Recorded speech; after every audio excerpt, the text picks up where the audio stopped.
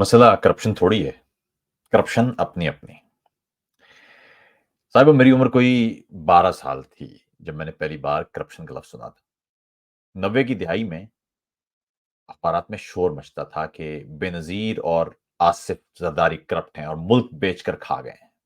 कहा जाता था कि ज़रदारी के घोड़े मुरब्बा खाते हैं और वो रोज़ाना करोड़ों अरबों रुपए की करप्शन करते हैं। ये रोज़ की बात थी। फिर नवाज़ शरीफ की हुकूमत आई, तो भी शोर वही था कि नवाज़ शरीफ करप्ट हैं।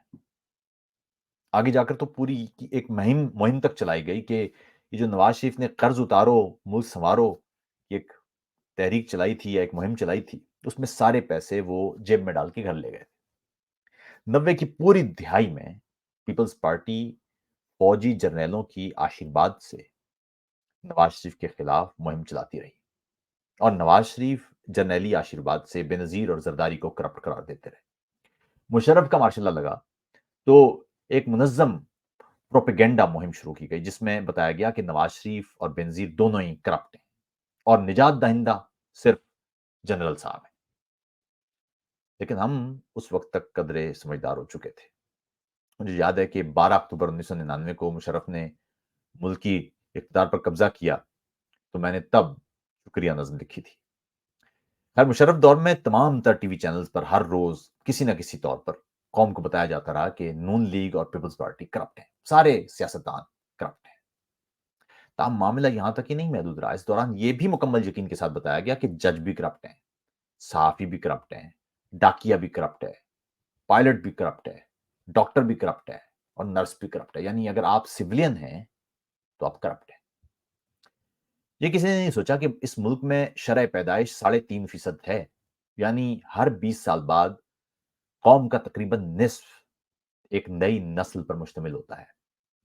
इस वक्त कौम का एक बड़ा हिस्सा वो है जो मुशर्रफ के ज़माने में पैदा हुआ या पला बड़ा है और उसने फ़कत एक चीज़ सीख रखी है कि दस्तूर की कोई अहमियत नहीं होती, बेनज़ीर और ज़रदारी समेत तमाम सिविलियन करप्ट हैं, नवाज़ शरीफ करप्ट हैं, निजात का रास्ता सिर्फ ये है कि कोई फ़रिश्ता ज़मीन पर उतरा है। फिर 2011 में वो फ़रिश्ता तैयार भी कर लिया गया। उस फ़रिश्ते का नाम था इमरान खान। फौजी ईमा पर तमाम मीडिया पर ज़बरदस्त एयर टाइम दिया गया। घंटे-घंटे के इंटरव्यूज़ का सिलसिला शुरू किया गया। आवाम को बताया गया कि एक सुनामी आने वाली है, एक नया पाकिस्तान बनने को है। आपके दुःख दर्द मिटने को हैं। अब पाकिस्तान में करप्शन बिल्कुल नहीं होगी। धरने स्पॉन्सर किए गए, फौजी ईमा पर। कानून साज़ों को धमकाया गया, सियासतदानों की वीडियोज़ बनाई गईं, पूरा निज़ाम मफलूज करके, इलेक्शन कमीशन पर को बर्बाद करके, हर पोलिंग स्टेशन में फ़ौज लगा के, बिल आखिर नया पाकिस्तान बना दिया गया। तो मसला ये है कि इस दौरान एक पूरी नस्ल परवान चढ़ चुकी है और उसे फ़कत नफ़रत, अदम बर्दाश्त और शिद्दत पसंदी सिखाई गई है। ऐसे में एक और खौफनाक पहलू ये पैदा हो गया कि वो सियासी वाबस्तगी एक अकीदे में बदल चुकी है और सवाल मफ़कूद है। पिछले 2 रोज़ से सोशल मीडिया पर फरागोगी के किस्से हैं कि करप्शन है जी। मुझे कहीं नज़र आया कि वो साबिक वज़ीर-ए-आज़म इमरान खान की अहलिया की इस करीबी दोस्त के असासे इमरान खान के दौर में कोई 3 अरब से ज़्यादा बढ़ गए हैं। आज किसी ने बताया कि वो फरागोगी किसी और मुल्क की पासपोर्ट की के हामिल हैं, किसी और मुल्क की शहरी भी हैं। वो किसी वो ना वनातु या वनोतोआ किस्म का कोई नाम था उस शायद मुल्क का, मुझे नाम नहीं याद।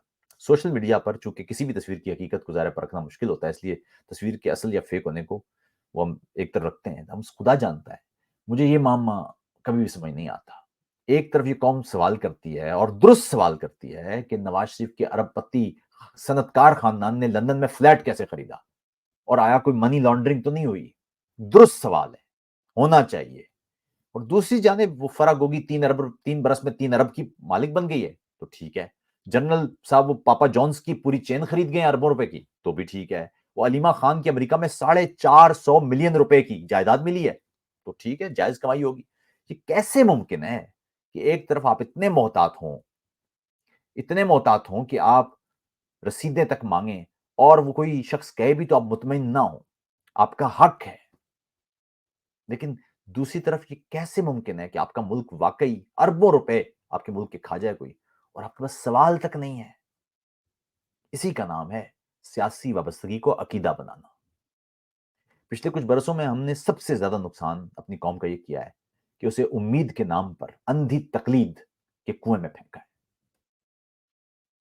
درست راستہ تو یہ ہوتا یا ہونا چاہیے تھا کہ عسکری بالادستی کے خاتمے کے لیے تمام سیاسی رہنما جمع ہوتے، اپنے سیاسی اختلافات کو ایک طرف رکھتے اور طے کرتے کہ ملک کو ایک مضبوط پارلیمانی جمہوریت بنایا جائے گا اور اس کے لیے کچھ بنیادی شعبوں میں اگلے 30 برس کی منصوبہ بندی کی جاتی ہے، جبکہ ذاتی اناد اور دشمنی کو کچھ عرصے کے لیے ترک کر کے صرف اور صرف نظریاتی بنیادوں پر اختلاف کیا جاتا، ایک دوسرے سے بڑھ کر ترقی کی حکمت عملی اور خاکہ عوام کے سامنے پیش کیا جاتا اور معاشرے میں موجود عدم برداشت اور نفرت کو کم کرنے کے لیے کوئی مشترکہ لائے عمل پیش کیا جاتا تھا۔ ہم معاملہ اس کے برعکس نظر آتا ہے۔ اس وقت حالات یہ ہیں کہ کرپشن کے نعرے پر پھر جمائے جا رہے ہیں، آپ دیکھ رہے ہیں ٹی وی پر۔